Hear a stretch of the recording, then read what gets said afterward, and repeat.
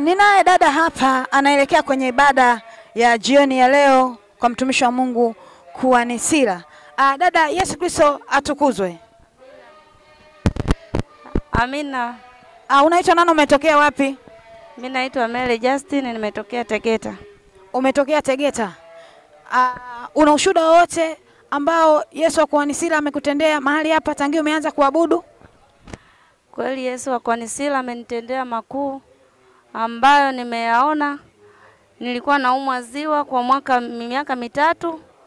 Nilipokuja kwa Kuanisila nikaona miujiza yake imetenda mpaka sasa hivi nimepona.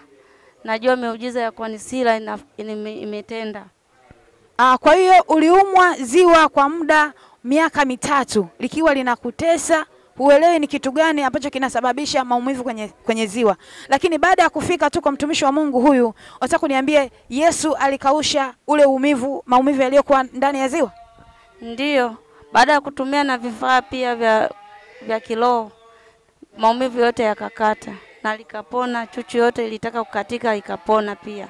Kwa hiyo ziwa lilikuwa limeweka alama ya kukatika kabisa? Ndiyo, pia liliweka alama ya kukatika kabisa. Kwa hiyo baada ya kufuata maelekezo ya mtumishi wa Mungu Kuanisila, Yesu akakuponya? Ndiyo, ameniponya kwa Yesu wa Kuanisila.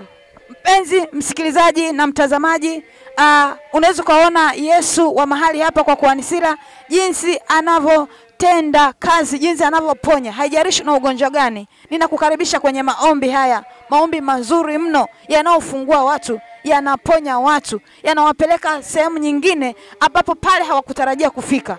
Yesu wa Kuanisila anafanya. Karibu sana kwenye maombi ya mtumishi wa Mungu huyu Kuanisila, mahali ni Boko kwa Wagogo.